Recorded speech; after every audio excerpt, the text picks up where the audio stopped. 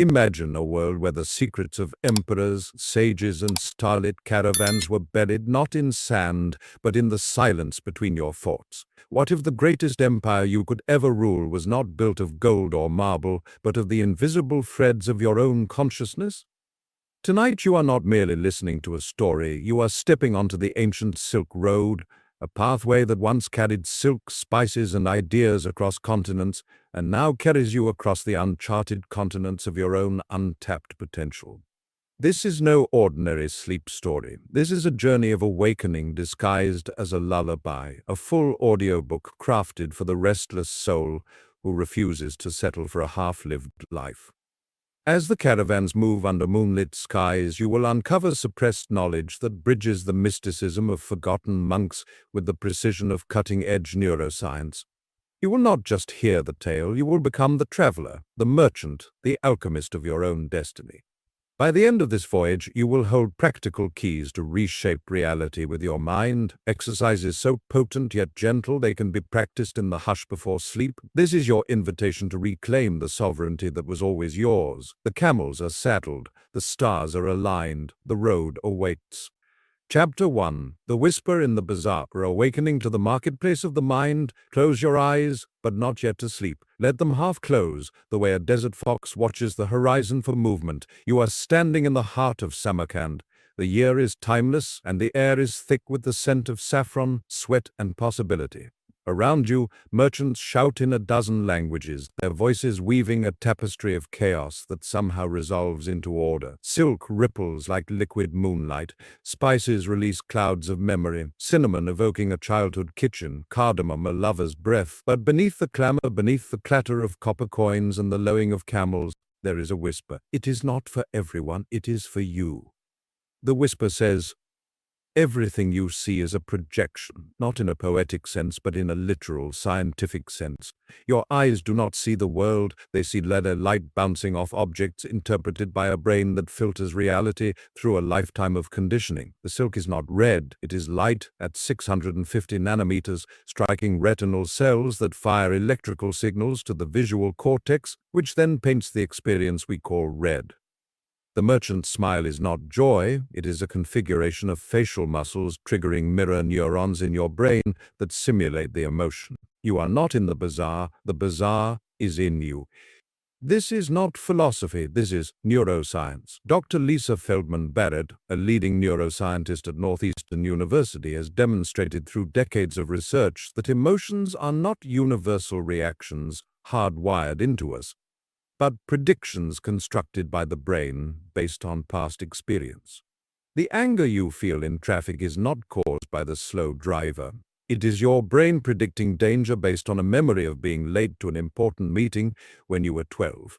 The love you feel for a partner is not a mystical force. It is your brain simulating safety based on patterns of touch, voice, and shared laughter. The bazaar is not outside you. It is a simulation running on the most sophisticated virtual reality machine ever created, your mind. But here is where the ancient and the modern converge like two caravans meeting at an oasis. The Silk Road was never just about goods. It was about ideas. Buddhist monks carried sutras westward, Persian astronomers carried star charts eastward, and somewhere in the exchange, a realization emerged. The world is Maya, illusion, a dream woven by the mind. The Buddha taught that all phenomena are empty of inherent existence, arising only in dependence on other phenomena. Modern quantum physics echoes this. Particles do not have definite properties until observed. The act of measurement collapses the wave function. Reality, it seems, is participatory. You are the observer, you are the merchant, you are the silk, the spice, the star chart, and the whisper in the bazaar is telling you that the greatest trade you will ever make is not for gold but for attention. Where you place your attention determines the texture of your reality. The merchant who focuses on the thief loses the beauty of the silk.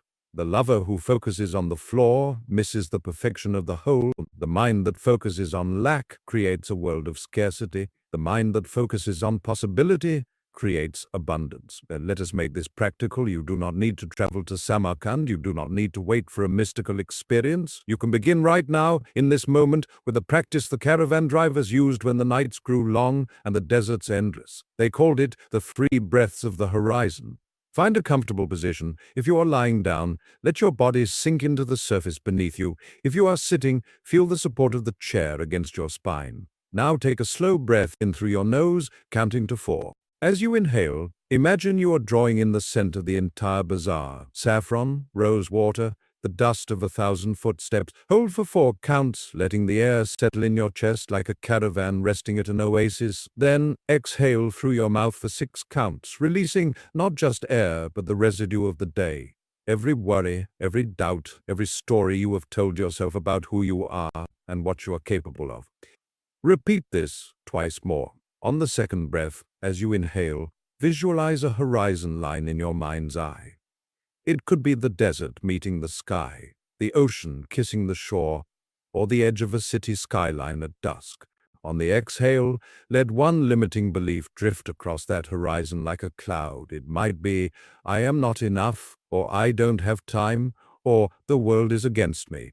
Watch it move, watch it dissolve. On the third breath, inhale possibility. See a golden thread extending from your heart to the farthest reach of that horizon. Exhale and feel that thread anchor into the fabric of reality. This is not a metaphor. This is neuroplasticity in action. Each breath activates the parasympathetic nervous system, reducing cortisol and increasing oxytocin. Each visualization strengthens the neural pathways associated with agency and hope. The caravan drivers did not know the science, but they knew the result. A mind calm enough to see clearly, a heart open enough to trade wisely. As you lie there, the bazaar begins to quiet. The merchants lower their voices, the camels settle, the stars emerge one by one, as if someone is lighting lanterns in the sky. You realize the whisper was never external. It was the voice of your own higher consciousness, the part of you that existed before conditioning, before fear, before the stories that shrank your world. It has been waiting in the marketplace of your mind, holding a single bolt of silk embroidered with a single word: sovereignty. Sovereignty is not power over others, it is power over your narrative. The Sufi poet Rumi wrote, "Beyond ideas of wrongdoing and right-doing, there is a field. I'll meet you there." That field is the space between stimulus and response, the pause where choice lives. Viktor Frankl, surviving the horrors of Auschwitz, discovered that while the Nazis could control his environment, they could not control his inner freedom. Between the stimulus of suffering and the response of despair, there was a gap. In that gap, he chose meaning. In that gap, he chose love. In that gap, he chose to become the hero of his own story. You have that gap. It is measured in milliseconds by neuroscientists, but it is eternal to the soul. Every time you react in anger, you are letting the external world write your script. Every time you pause, breathe, and choose a different response, you are reclaiming authorship. The bazaar is not a place, it is a state of mind, and you are the sovereign who decides what is bought, what is sold, and what is carried forward into the night. But the journey is just beginning. The camels are restless. There is a caravan leaving at dawn, bound for a city where the walls are made of mirrors and the streets are paved with questions. To join it, you must first learn to pack lightly, not of possessions, but of identity. The merchants who carried the heaviest loads never reached the next oasis. The ones who traveled with empty hands arrived transformed. Before we move on, let us anchor this chapter with a second practice, one that can be done in the liminal space between wakefulness and sleep. It is called the inventory of illusions. As you feel the first waves of drowsiness, mentally walk through your day like a merchant inspecting his wares. What did you buy into today? A colleague's criticism, a news headline's fear, a memory's regret. Name each illusion without judgment, as if labeling spices in a jar. Fear of failure, 2 pinches, self-doubt, 1 handful, comparison, a dash. Then, with the same neutrality, name what you choose to carry forward. Curiosity, 1 bolt, gratitude, 3 measures, courage, a single seed. Do not force sleep, let the inventory lull you. The mind loves order, and by cataloging the day you give it permission to rest. This practice, rooted in cognitive behavioral therapy, rewires the default mode network, the part of the brain that spins stories when idle. Over time, the illusions grow lighter, the chosen qualities heavier. You wake not depleted, but enriched. The bazaar fades. The whisper becomes a heartbeat. You are no longer standing in Samarkand. You are lying in your bed, but the bed is a caravan. The sheets are silk. The ceiling is a desert sky. The journey has begun not with a step, but with a breath, and the first truth has been traded. The world is not happening to you. It is happening through you. Sleep now, traveler. The road is long, and the stars are patient. When you wake, the caravan will have moved, and a new city will shimmer on the horizon. But for now, rest in the sovereignty of this moment. You are the merchant. You are the silk. You are the road itself. Chapter 2. The Mirror City of Bukhara, Reflections of the Unseen Self. The caravan has left Samarkand under a sky still bruised with night. You ride not on a camel, but on the rhythm of your own pulse, steady as hoofbeats on packed earth. Dawn bleeds rose gold across the dunes, and ahead the walls of Bukhara rise like polished bronze. But these are no ordinary walls. They are mirrors, thousands upon thousands of them, scavenged from Venetian glassblowers, Persian silversmiths, and Chinese lacquer artisans, fused together by a mad architect who vanished the day the city was completed. The locals call it Xi'an, the Mirror City, and they say no one enters unchanged. As your caravan approaches, the mirrors catch the first light and throw it back in 1,000 directions. You see yourself multiplied infinitely, one version laughing, one weeping, one standing tall, one cowering. The sight is dizzying, almost violent in its honesty. There is no hiding here. Every angle of you is exposed. The scar on your left knee from childhood, the tightness in your jaw when you lie, the way your eyes soften when you think no one is watching. The mirrors do not flatter, they do not forgive, they simply reflect. A gatekeeper stands at the entrance, robed in indigo, his face veiled. He does not ask for coin or password, he asks for a memory. Leave one behind, he says, his voice like wind through reeds, the one that weighs heaviest. Travelers hesitate. Some offer triumphs they clutch like trophies. Others offer failures they nurse like wounds. You watch a woman surrender the memory of her mother's last breath. A man releases the day he was promoted over a friend.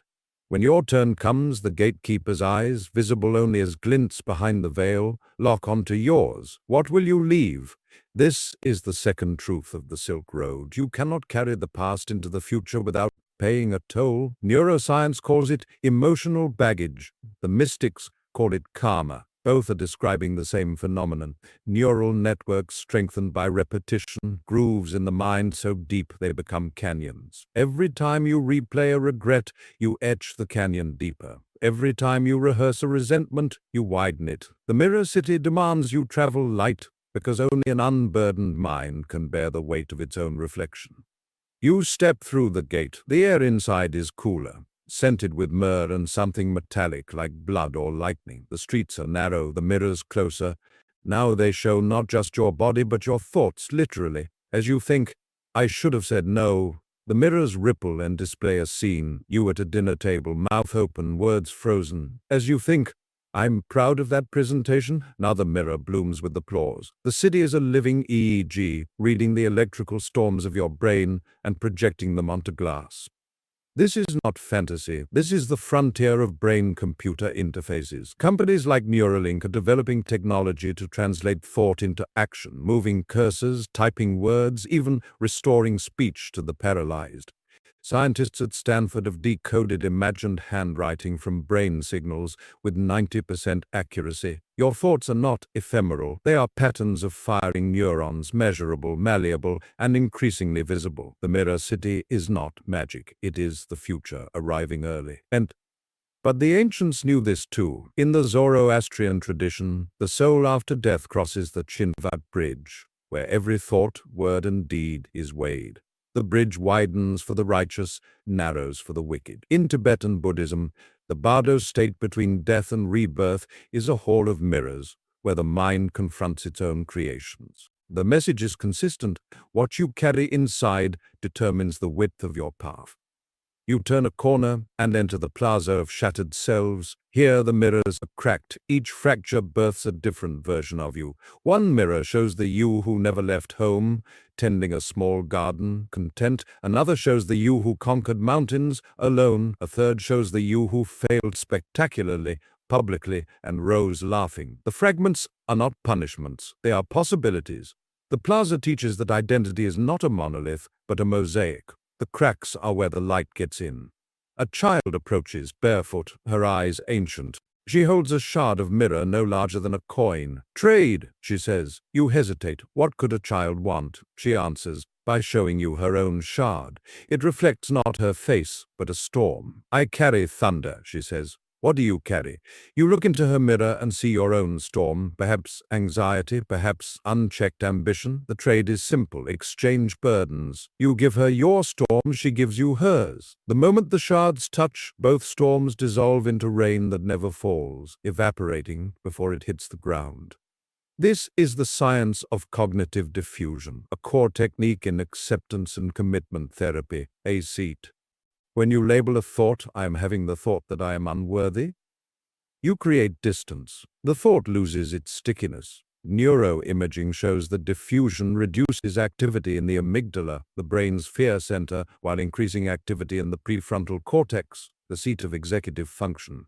The child's trade is a 3,000-year-old version of a therapy validated in over 300 clinical trials.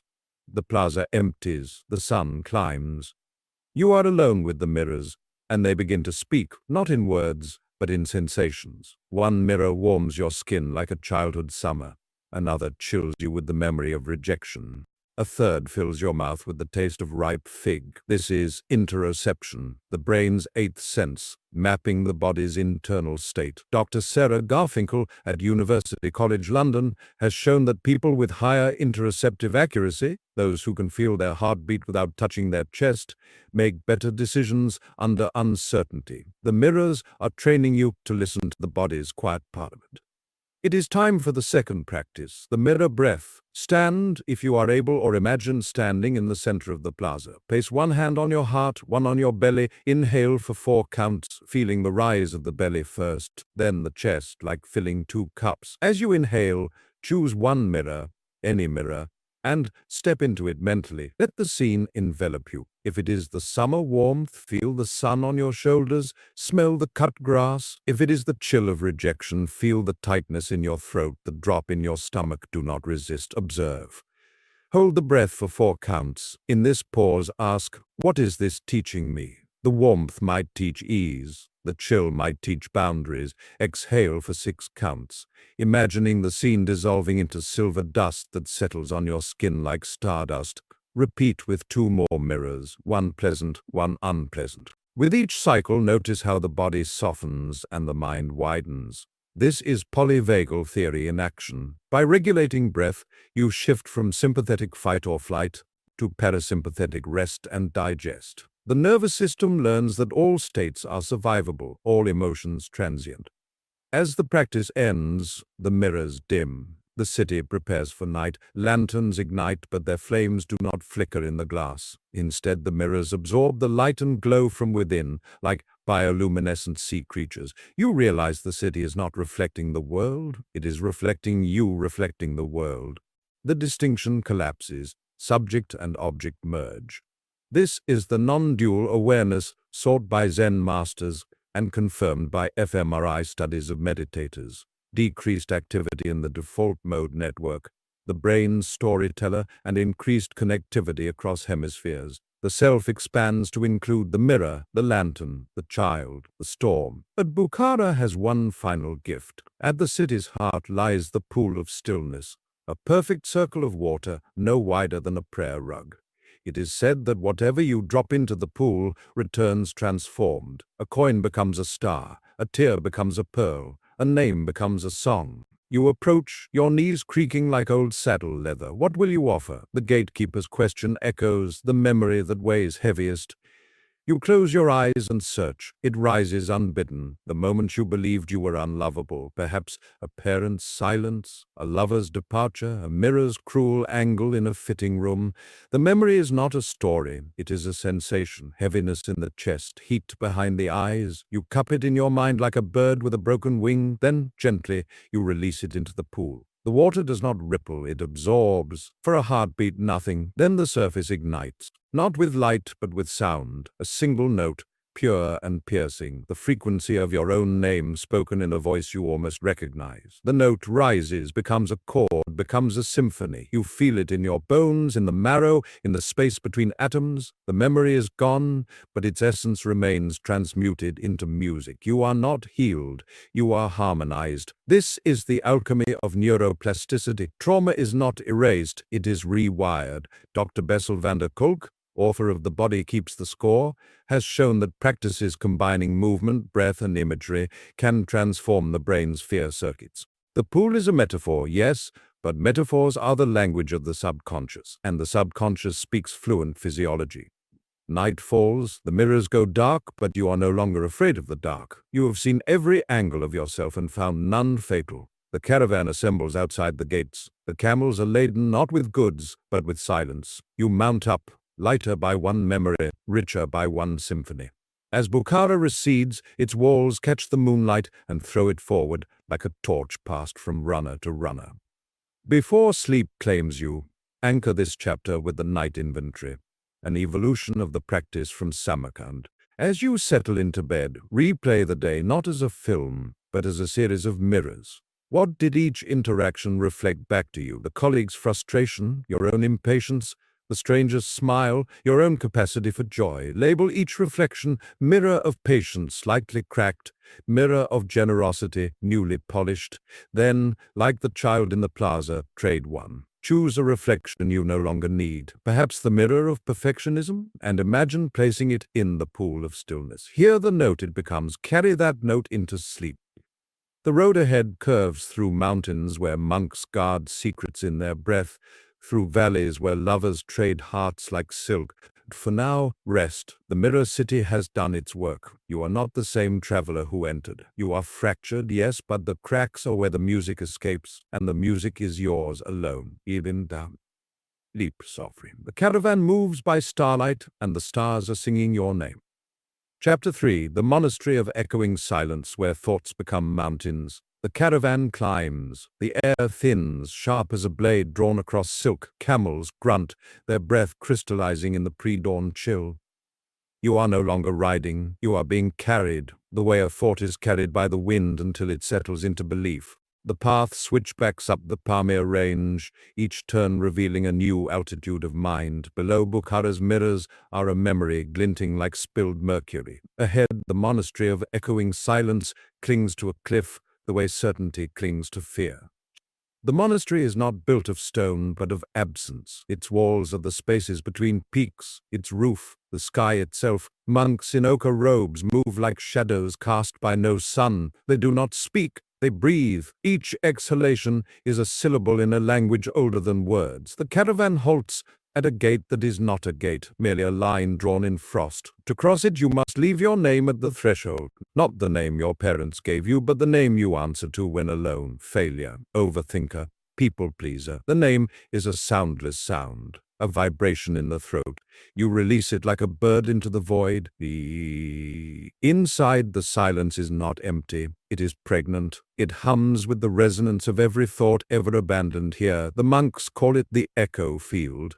Stand still and you hear your own mind returning to you, delayed by years, stripped of context, raw, a child's giggle from a playground you forgot, a lover's sigh the night before departure, the sentence you never finished in therapy. The echoes do not accuse, they inform, they are data. This is the third truth of the Silk Road. Your thoughts are architecture. They do not merely pass through the mind, they terraform it. Neuroscientist Dr. Judson Brewer at Brown University has mapped how repetitive thought patterns, worry, craving, self-criticism, strengthen the posterior cingulate cortex, creating neural superhighways of suffering. Conversely, thoughts of curiosity, gratitude, and compassion widen the insula, the brain's empathy hub. The monastery is a living MRI, showing you the topography of your inner landscape in real time. A monk approaches. His robe is patched with squares of sky, blue, gray, storm, dawn. He carries no staff, only a bowl carved from a single piece of jade. Inside the bowl, nothing. He offers it to you. The gesture is absurd until you understand the bowl is for your next thought. Whatever you place in it will echo for 7 generations of mind. Most travelers panic and fill it with noise, plans, defenses, fantasies. You watch a merchant pour in ambition. The echo returns as a mountain range of deadlines. A widow pours in grief. The echo returns as a valley deep enough to swallow suns. You hesitate. The bowl is heavier than it looks. Finally, you offer a single word. Enough. The monk nods once. The echo does not return as a word, but as a sensation, spaciousness in the chest, a loosening of the diaphragm, the feeling of stepping out of armor you didn't know you wore. The monk turns the bowl upside down. Nothing falls out. The thought has already taken root. The monastery's central chamber is a cave, worn smooth by centuries of breath. The walls are black basalt veined with quartz that catches the light of butter lamps and throws it back as constellations. On the floor, a mandala of sand depicts the brain, not the physical organ, but its energetic twin.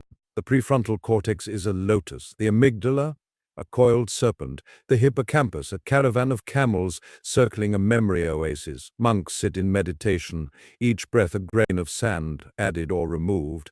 The mandala is never finished. It is never begun. It is the process of becoming. You are invited to sit. The invitation is not gentle, it is gravitational. Your knees fold of their own accord. The monk who offered the bowl now offers instruction without words. He places your right hand on your lower abdomen, your left hand over your heart. Then he waits. The silence thickens until it has weight, texture, temperature. You realize you have never truly listened to your own breathing. It is not a metronome, it is a conversation. Inhale, the body asks, "What do you need?" Exhale, the body answers, "Let go." This is the science of resonance. Dr. Richard Davidson at the University of Wisconsin has shown that slow, coherent breathing at approximately 6 breaths per minute synchronizes heart rate variability with brain waves, creating a state of optimal coherence. The monks do not need electrodes, they feel it in the marrow. The cave amplifies the effect. The quartz veins act as natural resonators, turning breath into audible harmonics. You hear your own nervous system tuning itself like a sitar. Now comes the third practice, the echo dissolver. Remain seated. On the next inhale, recall a thought that has been echoing too long. Perhaps I'll never be enough, or they're all judging me, or I should have done more. Do not fight it. Invite it like a guest who has overstayed. Feel where it lives in the body, throat, gut, shoulders. On the exhale, direct the breath to that location, imagining the air is liquid light. With each cycle, the thought loses density. It becomes porous. After 7 breaths, it is a cloud. After 14, a wisp. After 21, it is the cave itself, vast, impartial, uncontainable. Do not rush. The monks will wait. Time here is measured in heartbeats, not hours. As the thought dissolves, notice what remains, not emptiness but presence. The cave is still the cave. The mandala is still shifting. Your body is still breathing. The difference is attachment. The thought was a mountain you mistook for the horizon. Now you see the sky behind it. A bell rings, not with sound but with silence. The absence of vibration is so complete, it feels like a tone. The monks rise as one organism. They lead you to the refectory of shared silence, a long table carved from a single cedar that grew on the cliff for 1,000 years. Bowls of barley, yak butter, and mountain honey appear. You eat without tasting, taste without naming. The act of nourishment becomes meditation. This is mindful eating as mapped by fMRI, increased activation in the insula, decreased activity in the amygdala. Hunger and satiety become data points in the mandala of now. After the meal, you are given a task. Each traveler must craft a worry stone from the quartz scattered outside the cave. The stone is not for comfort, it is for confrontation. You select a piece the size of a quail's egg, its surface rough with inclusions. The monk demonstrates, hold the stone in your left hand, press the thumb of your right hand into its sharpest edge. Not to hurt, but to locate. Pain is a precise teacher. As you press, recall a specific worry. Let the sensation in your thumb mirror the sensation in your mind, then slowly rotate the stone. The edge softens, the worry softens, the mind learns that pressure applied with intention can reshape both stone and thought. This is the principle of graded exposure, used in treating anxiety disorders by pairing a mild aversive stimulus, the quartz edge, with mindful attention. The brain rewires its threat response. Over time, the stone becomes smooth as river glass. The worry becomes a story you can hold without flinching. Night falls like a curtain of velvet. The monks light no lamps. The quartz veins glow with stored sunlight. You are led to the dormitory of dissolving dreams, a ledge open to the stars. Your bed is a slab of slate warmed by geothermal heat. Above, the Milky Way is a caravan of its own, camels of light crossing an infinite desert. The monk who guided you places the worry stone in your palm and closes your fingers around it. Then he does something unexpected. He places his own stone, perfectly smooth, into your other hand. The contrast is stark. One stone is your past, one is your potential. The practice now is simple yet profound, the stone exchange. Lie back, feel the weight of both stones. With each inhale, draw energy from the smooth stone into the rough one. Imagine the smoothness spreading, molecule by molecule. With each exhale, release the roughness into the night. Do this for 21 breaths, then switch hands. Now the rough stone is in your dominant hand, the smooth in your receptive one. Repeat, the mind learns reciprocity. What you give, you receive. What you soften in yourself, you soften in the world. As sleep approaches, the stones grow warm, not from body heat, but from resonance. The quartz is piezoelectric. Pressure generates electricity. Your intention is the pressure. The current is subtle, but measurable. In laboratories, quartz crystals power watches. In the monastery, they power transformation. The final gift of the chapter comes unannounced. A monk appears with a scroll of rice paper and a brush of wolf hair. On the paper, in ink that smells of pine, he writes a single character. You do not read Tibetan, but you feel its meaning. Return. He rolls the scroll, ties it with a thread of your own hair, snipped while you slept, and tucks it into the folds of your robe. The message is clear. Everything you learn here must be carried back down the mountain. The silence is not an escape, it is a resource. Before dawn, the caravan reassembles. The camels are fewer. Some travelers have chosen to stay, their echoes finally quiet. You mount up, the worry stone now half smooth in your pocket, the scroll a heartbeat against your chest. As the path descends, the air thickens, the silence thins. But something has shifted. The echoes no longer chase you. They walk beside you, companions rather than captors. Anchor this chapter with the dawn echo. Upon waking, before speech or screen, sit upright. Place the worry stone or any small object in your palm. Inhale and recall one echo from the night, a dream fragment, a worry, a hope. Exhale and let the stone absorb it. Then turn the stone over. The other side is tomorrow. Inhale possibility.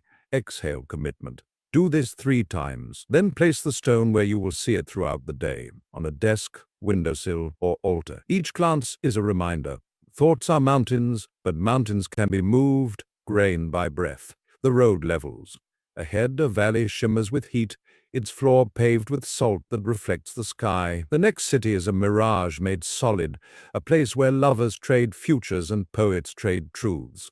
But that is for another night. For now, sleep in the cradle of the mountains, the scroll against your heart, the stone in your hand. The silence is no longer echoing, it is singing. And the song has your name. Chapter 4. The Salt City of Tashkent, where desires crystallize into destiny. The caravan descends from the high silence into a valley so flat, it feels like the world has been ironed. The ground beneath the camel's hooves is not sand, but salt, white and blinding, stretching to every horizon like a frozen sea. The air is dry enough to crack lips, yet heavy with the scent of brine and something sweeter, almost floral. This is Tashkent, the salt city, built not on trade routes, but on the residue of ancient oceans that evaporated long before humans learned to dream. The buildings are carved from salt blocks, translucent in sunlight, glowing amber at dusk. When wind moves through the streets, it sings in minor keys, a choir of crystals rubbing against one another. You dismount at the edge of the city. The salt crunches like fresh snow. A guide awaits barefoot, her skin dusted white as if she has been rolled in moonlight. Her eyes are the color of wet ash. She does not speak. She tastes the air, then nods. You are expected. The caravan dissolves behind you. Camels and merchants melt into heat shimmers. You are alone with the guide and the salt. She leads you to the central basin, a depression the size of a small lake, its surface perfectly level, reflecting the sky so flawlessly that you cannot tell where earth ends and heaven begins. Travelers stand at the edge, some weeping, some laughing, some frozen in contemplation. The guide gestures, "Step onto the basin." You hesitate. The salt looks solid, but the memory whispers of quicksand, of mirages that swallow. She places her own foot first. It holds. You follow. The surface is warm, almost alive, yielding slightly like packed snow. Each step leaves a print that fills slowly with brine, a temporary scar that heals itself. This is the fourth truth of the Silk Road. Desire is the salt of the soul. It preserves, it seasons, it can also corrode. Dr. Kent Berridge at the University of Michigan has mapped the neuroscience of wanting versus liking. The dopamine system lights up not when we receive the reward, but when we anticipate it. The salt basin is a living model of this circuit. The closer you walk to the center, the stronger the pull, the brighter the reflection of what you crave: fame, love, freedom, revenge. But the center is also where the salt is thickest, where movement becomes impossible. Travelers who reach it are preserved forever, statues of their own longing. The guide stops halfway. She kneels, scoops a handful of salt, and lets it trickle through her fingers. The grains catch the light, becoming tiny prisms. "Choose," she says, the first word she has spoken. Her voice is the sound of waves retreating. "One grain for every desire you are willing to release. One grain for every desire you are willing to refine." You look into the basin. Your reflection stares back, but it is not you. It is you at your most hungry. Eyes wide, mouth open, hands reaching for something just out of frame. The image is unsettling in its accuracy. You kneel beside her. The salt is warm, almost hot. You dig deeper. Beneath the surface layer, it is cooler, moist. You pull up a handful. The grains are not uniform. Some are coarse, jagged, the size of tears. Others are fine as dust. A few have fused into tiny crystals, shaped like arrowheads. Each grain is a desire you have carried, some from childhood, some from this morning. The weight is astonishing. How have you walked this far? The guide teaches the fourth practice, the salt refinery. Cup your hands around the salt. Close your eyes. Inhale through your nose for 4 counts, drawing the scent of brine deep into your lungs. It tastes metallic on the back of your tongue. Hold for 4. Now, with intention, name one desire aloud, not in words, but in sensation. If it is the desire for approval, feel the tightness in your throat. If it is the desire for control, feel the clench in your jaw. Exhale for 6 counts, imagining the breath passing through the salt, dissolving the jagged edges. Visualize the grains smoothing, becoming round, luminous. Repeat for 3 desires total. With each cycle, some grains will dissolve completely, absorbed into the basin. Others will transform, their shape refined but not erased. This is not suppression, it is sublimation. Psychoanalysts call it turning libido into creativity. Neurochemically, it is the shift from dopamine-driven wanting to oxytocin-driven bonding. The salt does not lie. What remains in your palm is the essence of what you truly need, stripped of distortion. When you open your eyes, the basin has changed. The sky reflection is fractured where your footsteps passed, creating a mosaic of blue shards. Your guide smiles for the first time. She takes the refined grains from your palm and scatters them in a circle around you. Where they land, tiny salt flowers bloom, delicate, transient, gone by the next breeze. The circle is your new boundary. Inside it, only purified desire. Outside, the rest of the basin remains a mirror for the world. You walk the circumference. With each step, a memory surfaces, not as an image, but as a texture. The salt underfoot shifts temperature. Here, the heat of a first kiss. There, the chill of a slammed door. The basin is reading your emotional history the way tree rings record drought and plenty. Dr. Barbara Fredrickson's broaden and build theory explains this. Positive emotions expand awareness. Negative emotions narrow it. The salt flowers inside your circle are evidence of broadening. The jagged patches outside are the narrowing you have outgrown. At the northern edge stands the Hall of Crystallization, a dome formed from a single salt crystal the size of a cathedral. Inside, the air is still, the light refracted into rainbows that move across the walls like schools of fish. In the center, a pedestal holds a sphere of pure salt, perfectly clear, the size of a heart. Travelers approach one by one. They place a hand on the sphere and speak a single sentence, not of what they want, but of what they are willing to become in order to have it. A young man says, "I am willing to become patient." The sphere clouds, then clears, now etched with the faint outline of an hourglass. A woman says, "I am willing to become vulnerable." The sphere blooms with veins of rose. Your turn. You rest both palms on the sphere. It is warm, pulsing faintly. The sentence rises unbidden. "I am willing to become the space where desire and destiny meet." The sphere does not cloud, it fractures, not into shards, but into light. A beam shoots upward, piercing the dome, revealing the sky beyond. The light refracts through the salt walls, painting the entire hall in your colors, whatever they are. The guide nods. The crystallization is complete. You are no longer chasing desire.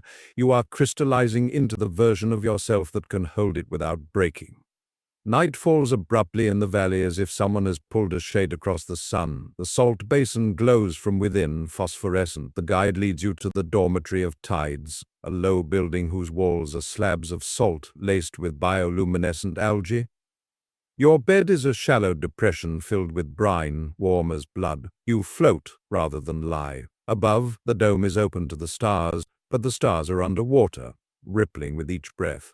The guide places a single salt flower on your tongue. It dissolves instantly, tasting of tears and honey. The final practice of the chapter is the brine dissolver. As you float, let the brine support every limb, every worry. Inhale for 5 counts, feeling the liquid rise to your collarbones. Hold for 5.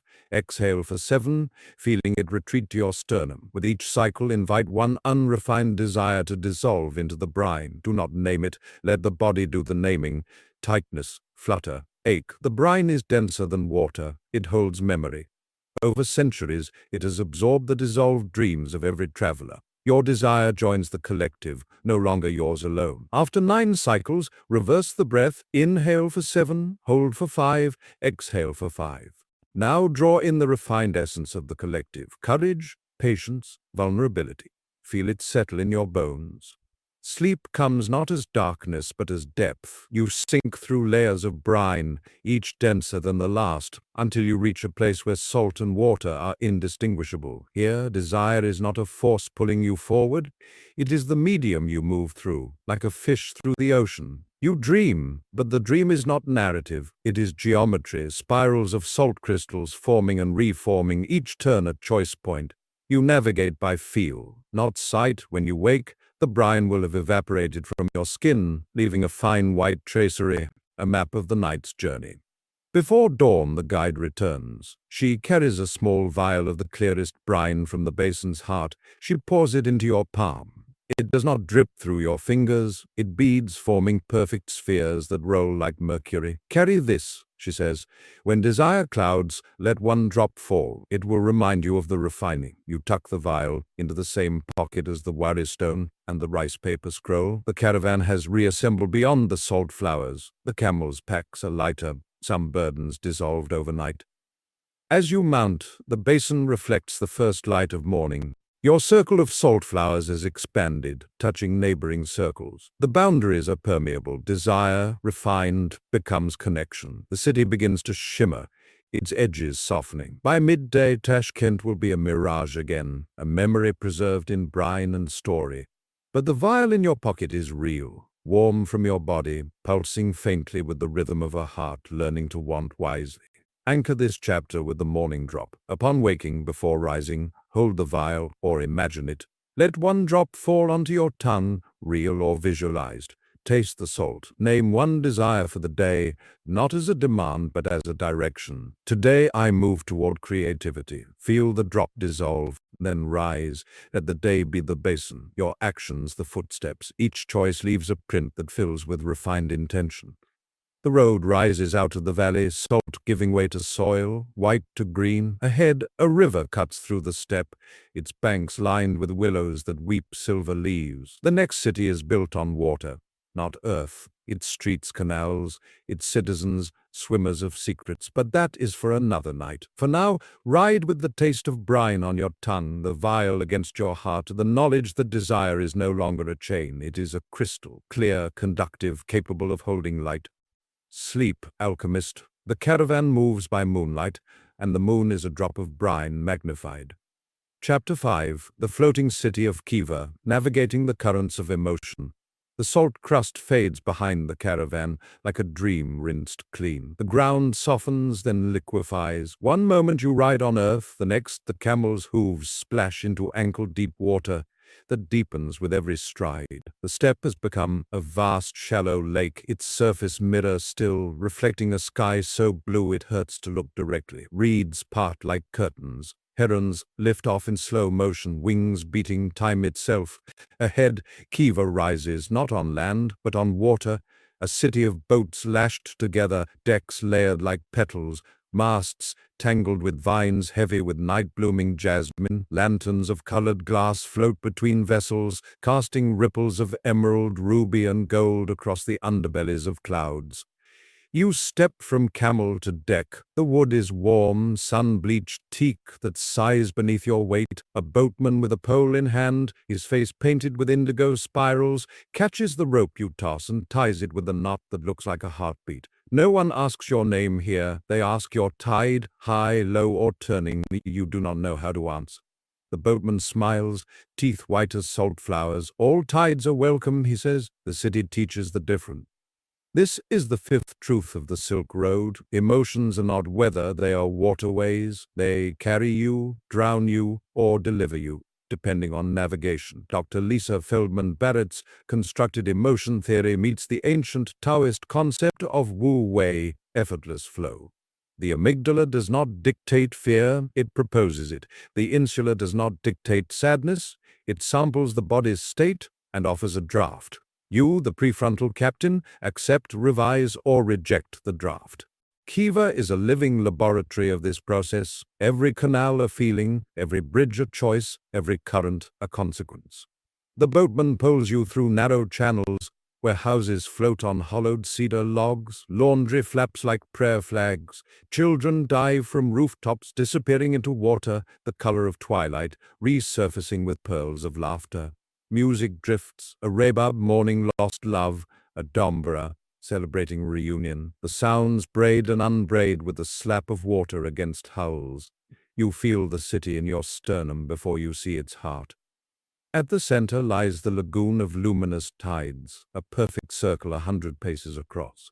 Its water glows from within, bioluminescent plankton igniting with every disturbance. Boats ring the perimeter like worshippers. In the middle, a single platform rises on stilts, the helm of feeling. A woman stands there, hair silver as moonlit water, arms outstretched.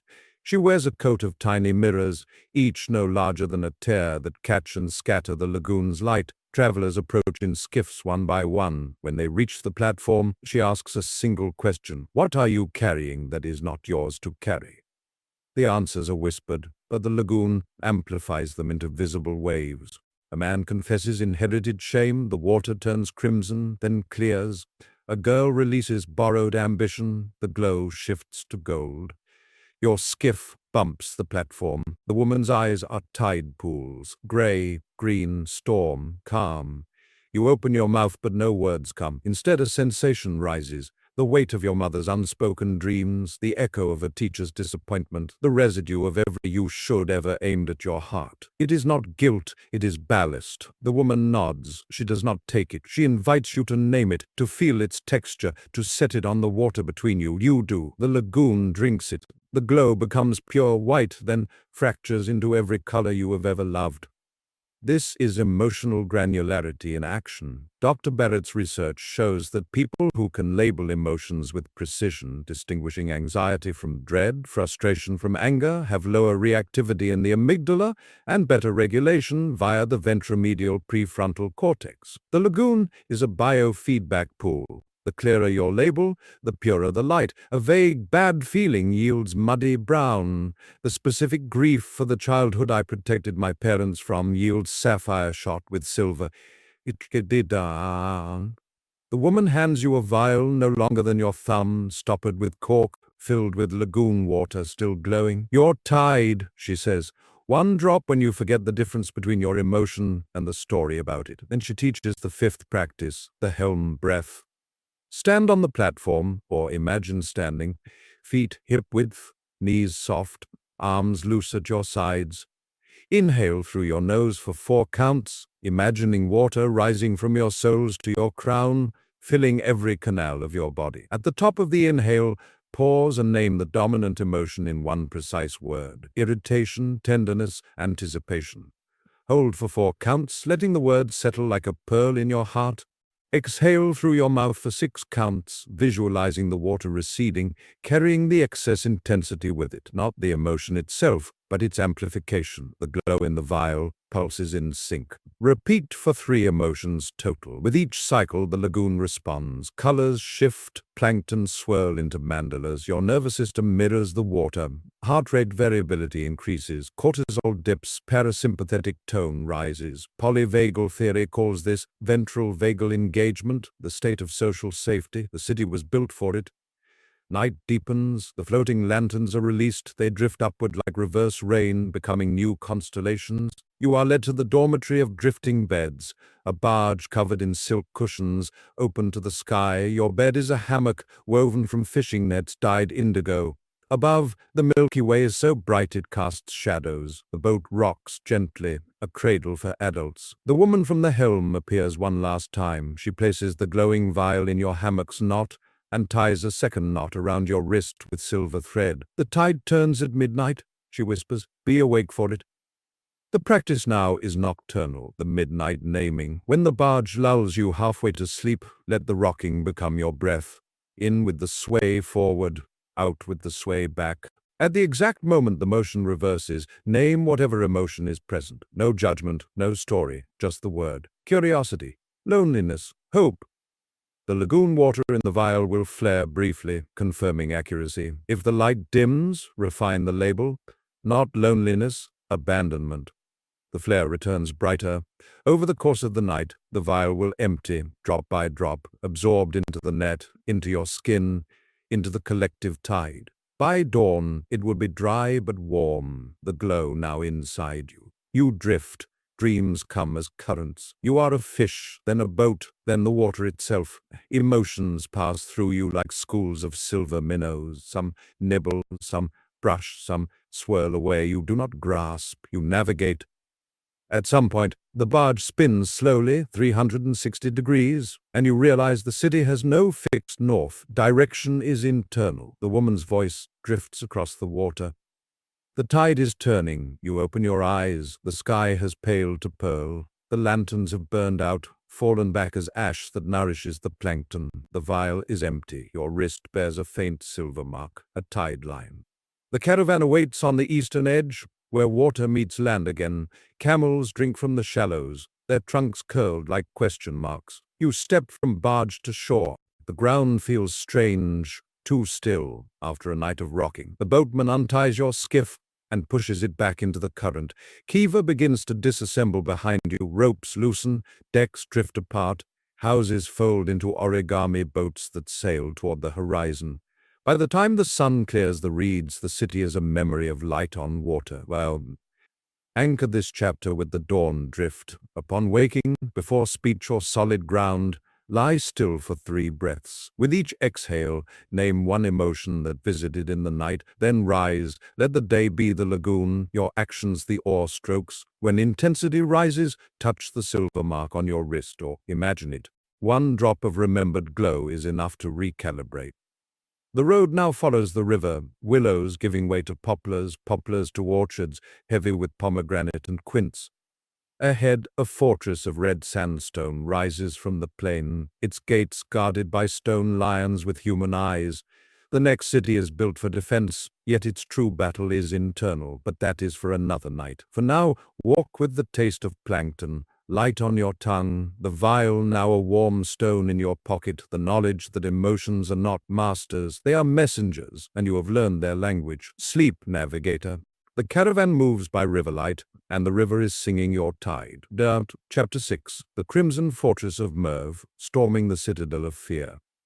The river narrows, then vanishes into a gorge of red sandstone that rises like the walls of a heart grown weary of beating. The caravan halts before gates of ironwood bound with bronze, each plank scarred by centuries of siege and surrender. This is Merv, the Crimson Fortress, once the largest city in the world, now a single citadel glowing like a coal in the dusk. The air smells of dust and iron, of blood long dried and stories still bleeding. Guards in lamellar armor stand motionless, eyes hidden behind visors shaped like snarling lions. They do not challenge you with words. They challenge you with a silence so complete it has weight, like a shield pressed against your chest. Herald steps forward, his voice low and resonant, the sound of a drum struck once and left to fade. "To enter," he says, "you must name your greatest fear aloud, not the fear of spiders or heights, the fear that sleeps in the marrow of your choices." Travelers shift uneasily, some turn back. The desert takes them without judgment. Others speak: abandonment, death, irrelevance. Each confession causes the gates to open a finger's breadth. When your turn comes, the herald's eyes, visible now, amber, ancient, lock onto yours. The fear rises unbidden, that I am the architect of my own cage. The gates grown wide enough for one. This is the sixth truth of the Silk Road. Fear is not the enemy. It is the blueprint of the fortress you built to feel safe. Dr. Joseph Ledoux at NYU has mapped the dual pathways of fear: the low road, amygdala lightning 12 milliseconds from threat to freeze, fight, flee, and the high road, prefrontal cortex deliberation, 300 milliseconds from perception to choice. The Crimson Fortress is the low road made stone. Walls to keep danger out, towers to scan for danger within, dungeons to imprison danger imagined. Every brick is a what-if, every arrow slit a narrowed gaze. You step through. The courtyard is vast, paved with bricks the color of dried blood. In the center stands a single tree, a pomegranate whose fruit glows like lanterns. Beneath it, a smith works at a forge that burns without fuel. Sparks rise and become fireflies that spell words in the air: courage, surrender, curiosity. The smith is a woman, arms corded with muscle, hair braided with iron filings. She does not look up. "Choose your weapon," she says, gesturing to a rack: swords of regret, shields of denial, daggers of blame. Travelers select and are transformed. A man with the sword becomes hunched, his blade dragging. A woman with the shield becomes immovable, rooted. You reach past the rack to the forge itself. The smith nods. "Wise, the only weapon that cuts fear is heat." She hands you a lump of raw iron the size of a heart, still warm from the fire. "This is your fear, condensed. Carry it to the summit. If it cools, it hardens. If you keep it hot, it bends." The ascent begins, a spiral stair carved into the inner wall, each step a memory of a time fear won. Step 1, the interview you bombed. Step 20, the night you didn't call home. Step 100, the diagnosis you ignored. The iron grows heavier, colder. Your arms ache. Sweat stings your eyes. Halfway up, you want to drop it. Let it clang down the stairs and be done. The smith's voice drifts up. "Dropping it builds a new wall. Carrying it builds a new you." This is exposure therapy in its purest form. Dr. Michelle Krasker at UCLA has shown that fear extinction requires sustained contact with the stimulus without escape. The iron is the stimulus. The stair is the duration. Your trembling arms are the proof that the amygdala is learning. The threat is survivable. The summit, a platform open to the stars. The wind is a blade. Below, the fortress is a maze of shadows. The smith appears beside you. How, you do not ask. She takes the iron, now black and rigid, and plunges it into a crucible of liquid gold. "Name it again," she says. "You do. I am the architect of my own cage." The iron melts, swirls with the gold, becomes a single alloy, neither fear nor freedom, but both. She pours it into a mold shaped like an open hand. When it cools, she presses the hand into yours. It is weightless, warm, flexible. This is your new blueprint. Build with it. The sixth practice begins here. The forge breath. Stand at the edge of the platform, or imagine it. Hold the alloy hand over your heart. Inhale for 5 counts, feeling heat radiate from palm to chest. Visualize the iron of old fear softening. Hold for 5, letting the gold of possibility infuse. Exhale for 7, imagining the alloy flowing into every artery, replacing rigidity with resilience. With each cycle, flex the fingers of the hand, feel the metal respond like living tissue. Repeat 9 times. Neuroplasticity is not a metaphor. It is the metallurgy of the mind. Each breath is a hammer strike, reshaping neural pathways. Night falls like a portcullis. The fortress lights torches along the battlements, but the flames do not flicker. They pulse in time with your heartbeat, visible proof that the citadel now beats with you, not against you. You are led to the dormitory of echoing halls, a barracks where each bed is an alcove carved into the wall, curtained with chainmail that sings when touched. Your bed is a slab of basalt, warmed by the forge's residual heat. Above, the ceiling is painted with a map of the brain, hippocampus, a walled garden, amygdala, a dragon coiled, prefrontal cortex, a crown of stars. The smith appears one last time. She hangs the alloy hand on a hook above your pillow. Dream with it, she says. Fear visited becomes fear mastered. The nocturnal practice is the summit vigil. As sleep approaches, lie on your back, the alloy hand on your chest. With each inhale, climb one step of the stair in memory. With each exhale, descend one step, lighter. At the midpoint, step 50 of 100, pause. Here the old fear and new alloy meet. Let them duel, not with violence but with dialogue. Ask the fear, what were you protecting? It might answer, safety, love, identity. Thank it. Then ask the alloy, what do you offer? It answers, choice, connection, creation. Let the dialogue continue until sleep claims the words. The chainmail curtain will sing softly, a lullaby of clinking links. You dream of building, not walls but bridges.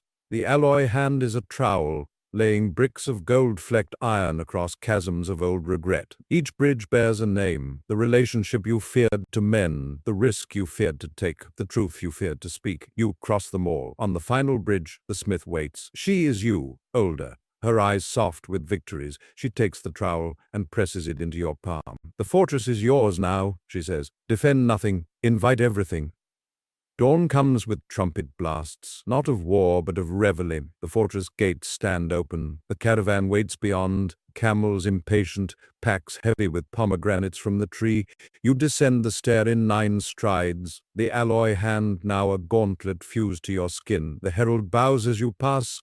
The citadel salutes its new architect. Outside, the red sandstone catches the first light and blushes deeper, as if embarrassed by its own fierceness.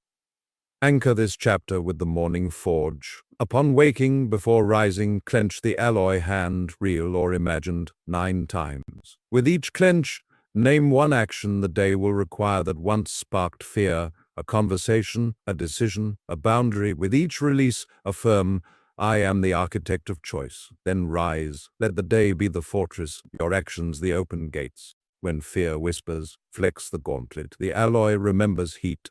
The road now winds through vineyards, heavy with grapes like drops of midnight. Ahead, a palace of lapis lazuli shimmers in the heat, its domes reflecting the sky so perfectly that birds fly into them and vanish. The next city is built for pleasure, yet its true currency is truth. But that is for another night. For now, walk with the gauntlet warm against your heart, the knowledge that fear is no longer a fortress. It is a foundation, and you have learned to build upon it. Sleep, architect. The caravan moves by torchlight, and the torches are lit from within. Chapter 7. The Lapis Palace of Samarkand, where truth becomes ecstasy. The vineyards give way to gardens of such symmetry they seem drawn by a compass held in the hand of God. Rows of cypress stand like sentinels, their shadows sharp as calligraphy. Fountains play music in minor scales, water striking marble in rhythms older than speech. At the heart of this paradise rises the Lapis Palace, its domes and minarets clad in tiles the color of a twilight sea. Every surface glitters with gold leaf that catches the sun and throws it back as laughter. The air is heavy with rosa attar, saffron, and the faint ozone of desire fulfilled. This is Samarkand reborn, not as the bazaar of your first night, but as the palace of your becoming. You enter through a gate of carved ivory inlaid with mother of pearl. No guards, only a single peacock whose tail feathers spell words in Persian. Enter naked of pretense. Travelers shed cloaks, veils, titles. Some weep at the lightness. Others laugh at the absurdity of having carried so much. You step through. The alloy gauntlet from Merv warms against your skin. The empty vial from Tashkent pulses faintly. The worry stone from the monastery is smooth as a river pearl. The palace recognizes its own. There. Steward in robes of liquid gold leads you across courtyards where poets recite verses that manifest as butterflies of colored light. Musicians play lutes strung with moonlight. Dancers move in spirals that trace the golden ratio across the air. The steward stops at a pool of liquid lapis, its surface so still it reflects not your body but your essence, a figure of light wearing the gauntlet, holding the vial, cradling the stone. The reflection smiles first. Welcome home, it says, its voice your own but richer, unhurried. This is the seventh truth of the Silk Road. Truth is not a blade that cuts, it is a key that opens. Dr. Dan Siegel's interpersonal neurobiology meets the Sufi concept of fana, annihilation in the beloved. The default mode network quiets, the task-positive network engages, mirror neurons fire in symphony. The palace is a living fMRI of union, every tile a neuron, every fountain a synapse, every dancer a thought choosing harmony over discord. The steward gestures to a doorway of mirrored glass. Beyond lies the hall of unvarnished mirrors. You step inside. The mirrors are not flat, they are liquid, rippling with each heartbeat. They show not what you are, but what you have refused to see. One mirror reveals the moment you chose silence over truth in a relationship. Another shows the compliment you deflected because you feared its weight. A third displays the dream you abandoned for safety. The images do not accuse, they invite. The steward hands you a brush of peacock feather and a bowl of liquid gold. Paint what you will keep, he says. The rest dissolves. You dip the brush. The gold is warm, alive. You paint over the silence, a mouth open, words flowing like honey. Over the deflection, hands open, receiving. Over the abandoned dream, wings unfurling. Where the gold touches, the mirror absorbs it, the image becoming part of the palace itself. The unpainted scenes fade, not erased but transmuted into the lapis walls, fuel for the collective light. This is shadow integration as Carl Jung envisioned, validated by modern psychotherapy. The unconscious made conscious loses its power to sabotage. The hall opens into the garden of ecstatic truth. Here lovers sit beneath pomegranate trees, feeding each other fruit that bursts into song when bitten. Scholars debate paradoxes that resolve into laughter. Children chase butterflies that dissolve into sparks of insight. At the garden's heart stands a fountain shaped like an open book. Water flows from the spine, each droplet a word from every language ever spoken. The steward invites you to drink. You cup your hands. The water tastes of every truth you have ever intuited but never voiced. It is electric, effervescent, alive. The seventh practice begins here, the ecstatic naming. Kneel at the fountain, or imagine it. Inhale the scent of roses and revelation for 4 counts. Hold for 4, letting the aroma settle in your heart. Exhale for 6, and with the breath, speak one truth aloud, not as confession, but as celebration. I am terrified of my own power. I love without condition. I forgive myself for surviving. The water responds. Each truth causes a droplet to leap, catching the light, becoming a tiny sun that orbits your head before dissolving into your crown. Repeat for 7 truths, one for each chapter of the journey thus far. With each naming, the alloy gauntlet glows, the vial refills with lapis water, the worry stone hums.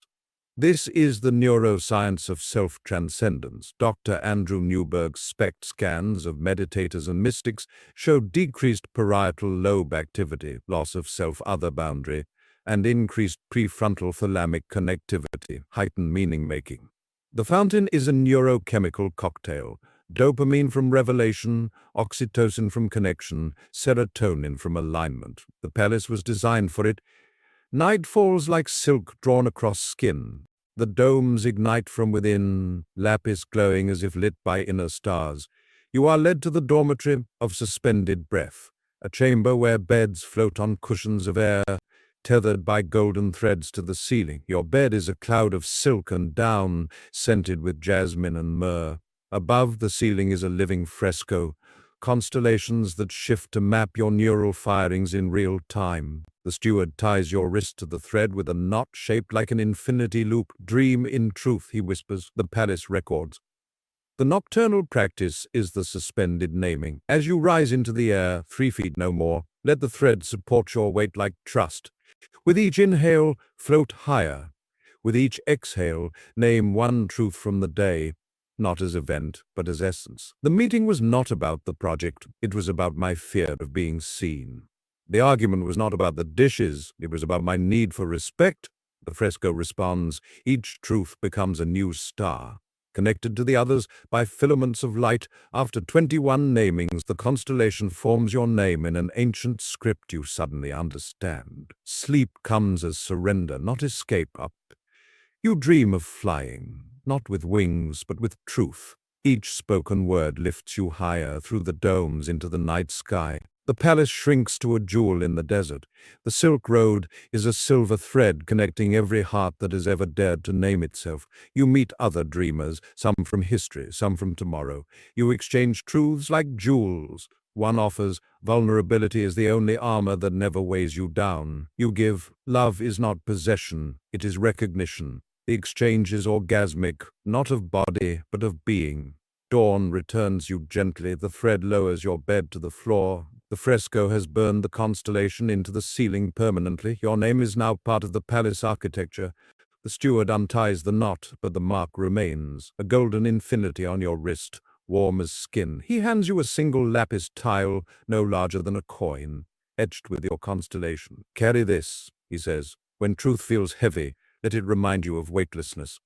The caravan awaits in the outer courtyard, camels now caparisoned in lapis silk. The palace gates stand open, but they do not close behind you. The palace travels with you now in the tile, in the mark, in the constellation overhead. As you mount, the gardens begin to fold, fountains into droplets, butterflies into sparks, poets into silence.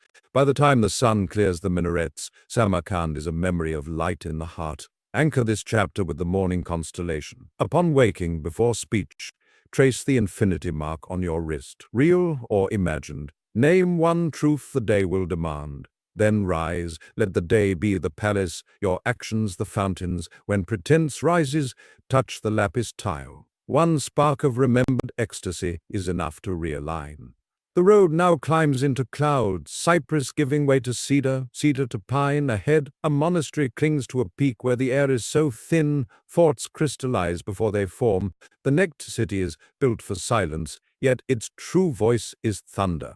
But that is for another night. For now, ride with the taste of truth on your tongue, the tile warm in your pocket, the knowledge that ecstasy is not a peak. It is the path itself, and you have learned to walk it barefoot.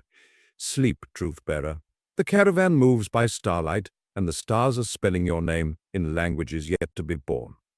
Chapter 8. The Cloud Monastery of Dunhuang, where silence becomes thunder. The caravan climbs into a realm where clouds are not vapor but substance, a white marble floor that rings underfoot. The air is so thin that a single thought feels heavy. The pines are stunted, twisted into spirals that mimic the cochlea of the inner ear. Ahead, the cloud monastery of Dunhuang is not so much built as condensed from the atmosphere itself. Walls of mist that hold form, bridges of ice that never melt, roofs of woven cloud that hum with a deep subaudible frequency. The only sound is the wind, but here the wind has learned to articulate silence.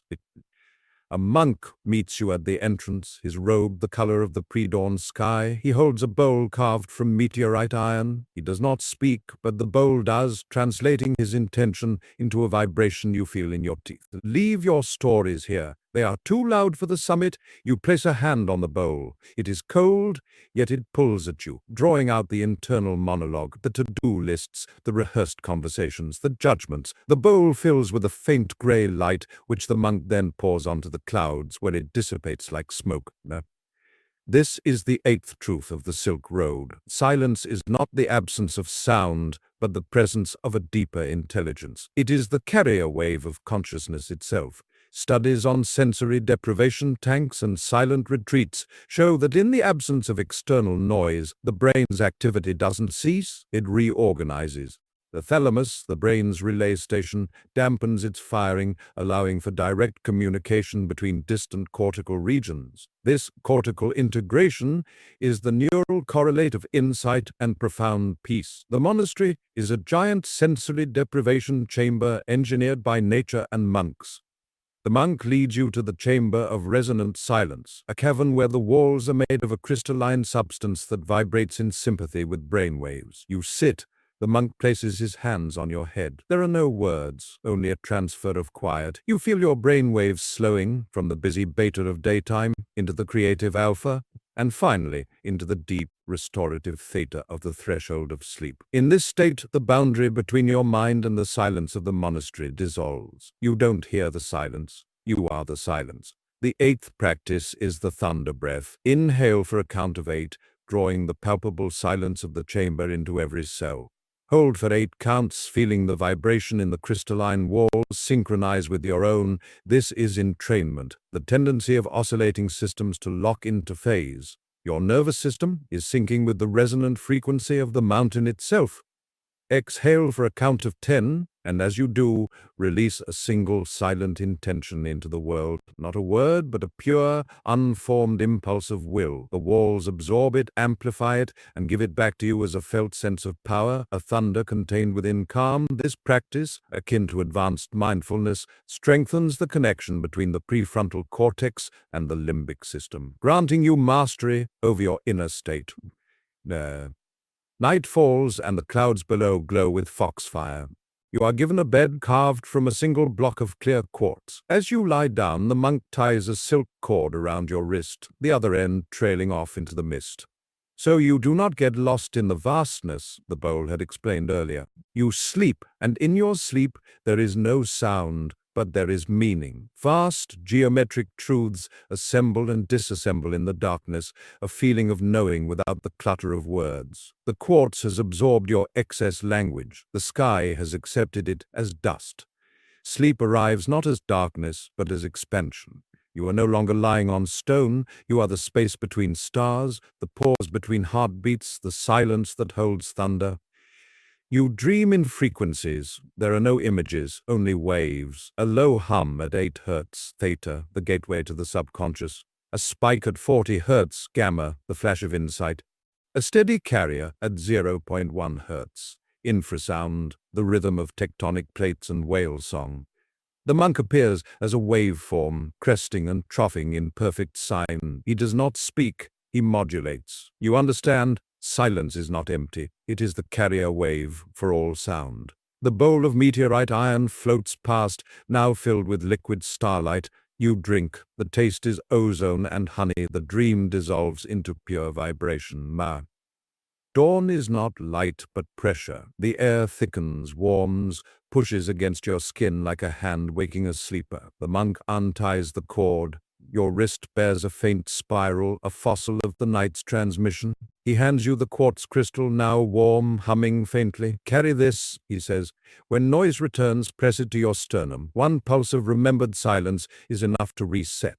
The caravan has reassembled on a lower ledge, camels breathing steam that mingles with cloud. You descend in 7 strides, the quartz a second heartbeat against your ribs. Anchor this chapter with the morning hum. Upon waking, before speech, place the quartz or any small stone over your sternum. Inhale for 6, hold for 6, exhale for 8. On the exhale, release one unnecessary word into the stone. Do this 3 times. Then rise. Let the day be the monastery, your actions the thunder held in silence. When chatter rises, press the quartz. One vibration of remembered vastness is enough to recenter.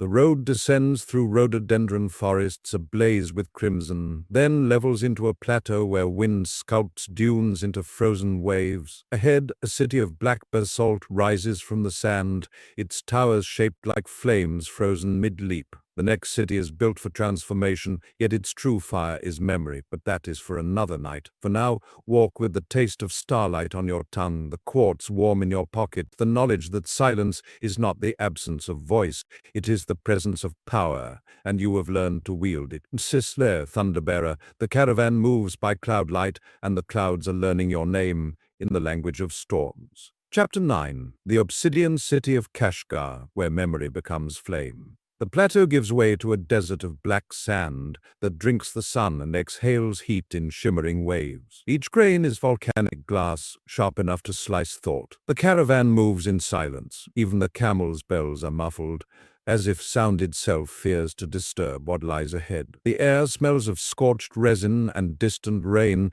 that will never arrive. On the horizon, Kashgar rises like a wound in the earth, towers of obsidian, walls of basalt, gates of hammered bronze that glow red at the edges. Flames leap from braziers along the battlements, not orange but violet, the color of memory burning.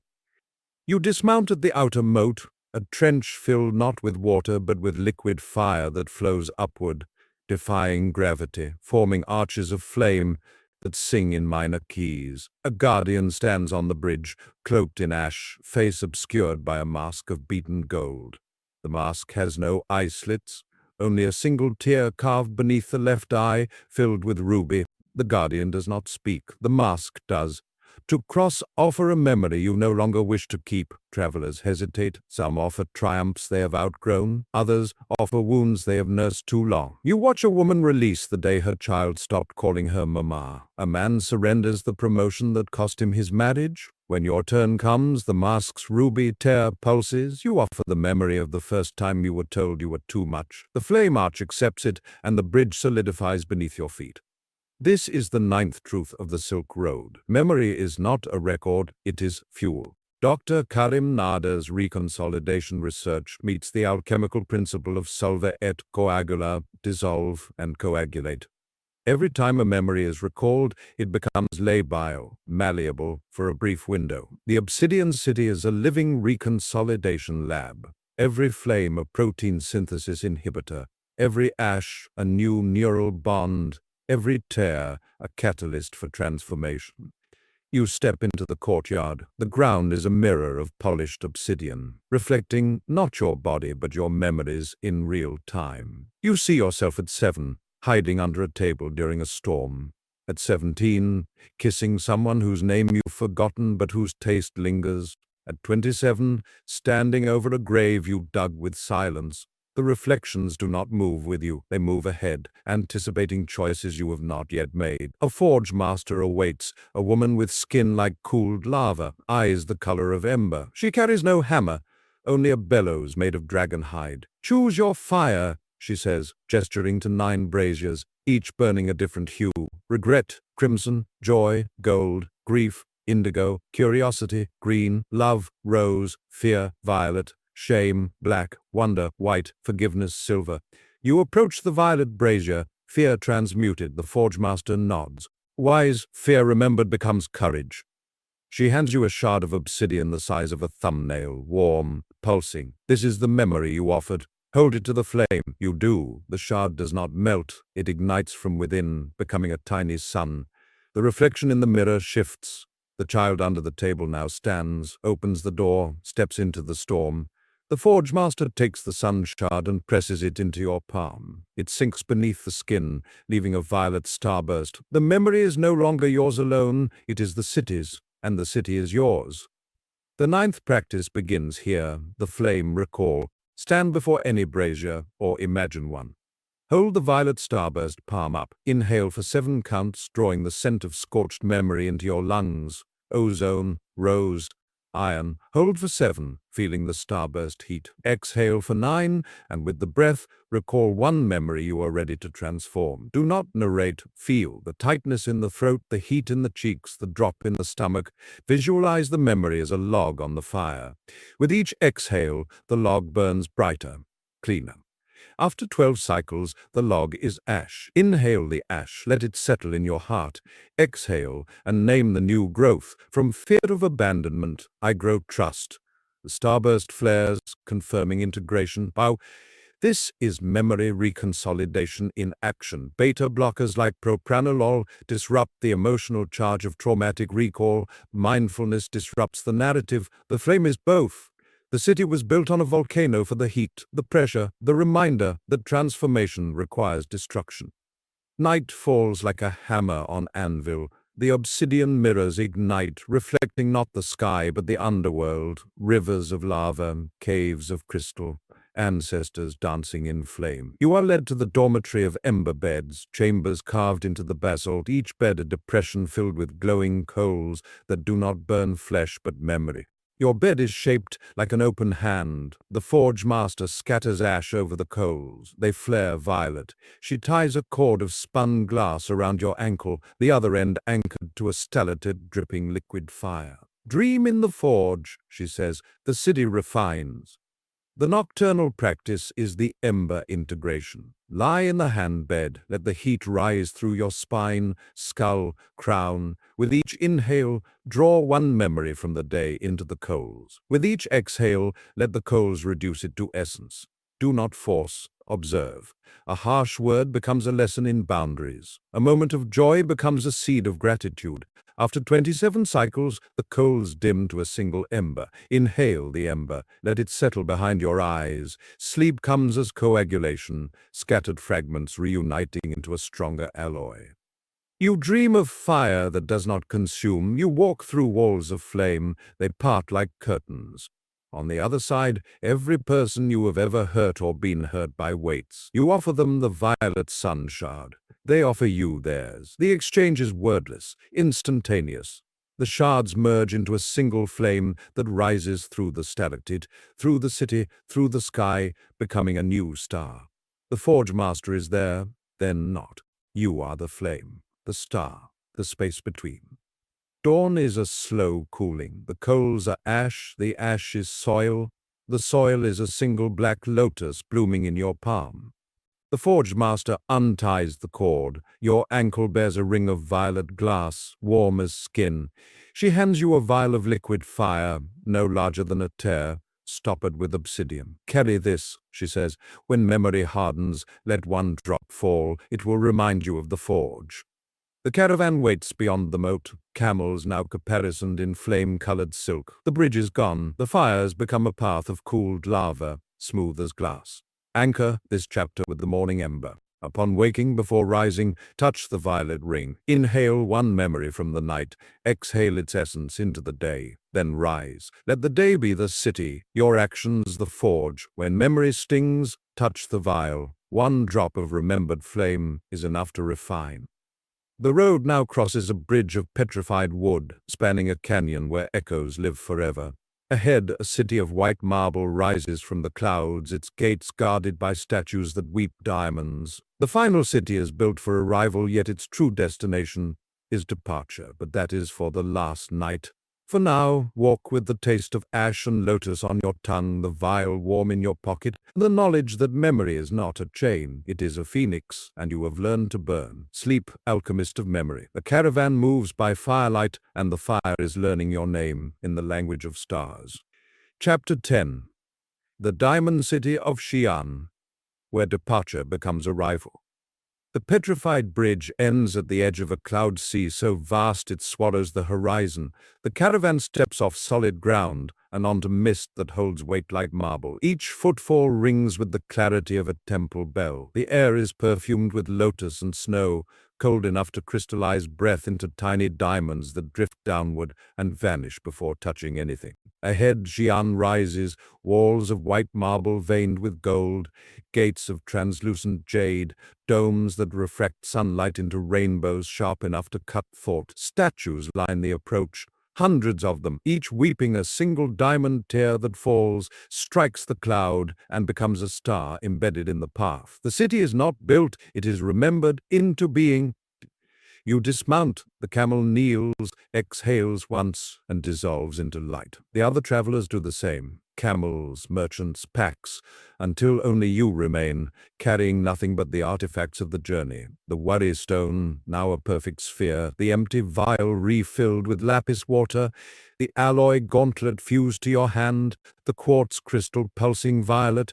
the obsidian vial of liquid fire, the lapis tile etched with your constellation, the meteorite fragment glowing softly, the black lotus seed warm in your palm. The guardian at the gate is not a person, but a mirror of pure diamond. It reflects nothing. It reveals everything.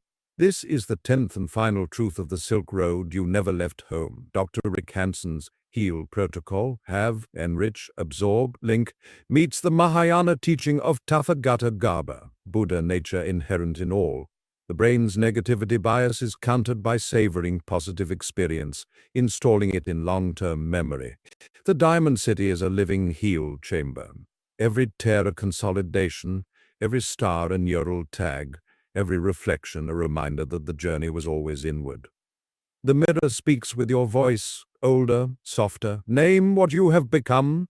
The words rise unbidden. I am the road, I am the caravan, I am the silence between hoofbeats and the thunder within it. The mirror fractures, not into shards, but into light. The gate dissolves. You step through it. The city is empty of inhabitants, yet full of presence. Streets of cloud marble wind between palaces of memory. In one courtyard, the bazaar of Samarkand replays in miniature. Merchants now silent, goods now symbols. Silk for sovereignty, spice for sensation, star charts for vision. In another, the mirrors of Bukhara show every version of you reconciled into one. The monastery's mandala spins in midair, sand grains, now diamonds. The salt basin reflects not desire, but fulfillment. The floating barges of Kiva rock gently, lanterns, now stars. The crimson fortress stands open, pomegranates blooming from every brick. The lapis palace sings in harmonies only your heart knows. The cloud monastery rains violet light. The obsidian city burns without consuming. Every chapter is here, simultaneous, eternal. At the center rises the pavilion of final breath, a dome of diamond open to the sky. Inside a single throne of cloud you sit. The artifacts in your hands arrange themselves into a crown, worry stone at the brow, lapis tile at the third eye, quartz at the throat, obsidian vial at the heart, alloy gauntlet at the right hand, meteorite fragment at the left, black lotus seed at the crown. The crown does not weigh, it radiates. The 10th practice begins, the diamond consolidation. Sit tall here or in your bed. Inhale for 8 counts, drawing in the entire journey, every scent, every sensation, every truth. Hold for 8, letting the crown ignite. Exhale for 10, releasing everything that is not you. With each cycle, one artifact dissolves into light and merges with your body. Stone into bone, tile into mind, quartz into voice, vial into blood, gauntlet into will, fragment into breath, lotus into spirit. After 10 cycles, nothing remains in your hands, everything remains in you. This is the final heal. Take in the good, enrich it, absorb it, link it to the old. The city was built for this moment. Night and day lose meaning, time folds, you rise from the throne. The pavilion is gone, the city is gone. You stand on the cloud sea alone, yet not alone. Every traveler who ever walked the Silk Road stands with you. Buddha, Rumi, Marco Polo, the child with the storm shard, the forge master, the mirror woman, the monk of cloud. They bow, you bow. The bow is recognition, not hierarchy. The cloud sea parts. Beneath lies your bedroom, your life, your world, unchanged, yet utterly transformed. The final practice is the eternal return. Lie down, place one hand on your heart, one on your belly. Inhale and recall one moment from the journey, any moment. Exhale and bring it home. The bazaars whisper into your morning routine, the mirror's reflection into your relationships, the salt's refining into your desires, the thunder's silence into your decisions, the flame's memory into your healing. Let the journey live in the ordinary. Let the ordinary become the journey. Sleep now, not as escape, but as integration. You dream the dream of the awake. You are the road, the caravan, the cities, the stars. You wake before dawn, the crown invisible but present. The artifacts are gone, yet their essence hums in every cell. You rise, the day is the diamond city. Every action is a tear that becomes a star. Every breath is a consolidation. Traveler, the Silk Road never ends. It loops through your veins, your choices, your quiet moments before sleep. You have walked it in dream, and now you walk it in waking. The practices are yours, the 3 breaths of the horizon, when the day feels heavy, the mirror breath, when reflection stings, the thunder breath, when noise overwhelms, the flame recall, when memory burns, the diamond consolidation, when you need to remember who you are. Carry them lightly, share them freely. The caravan grows with every soul who dares to trade illusion for truth. If this journey stirred something in you, if it lit even one small star in the firmament of your being, then declare your sovereignty now. Subscribe, not for more stories, but for the reminder that you are the story. Like, not for validation, but as a vow to keep the flame alive. Share this with one other traveler who needs the road tonight. Comment below the memory you are ready to refine, the truth you are ready to name, the silence you are ready to hear. We read every one, we walk with you. The camels are saddled, the stars are aligned, the road is home. Sleep deeply, awake boldly, live sovereign. To the next caravan.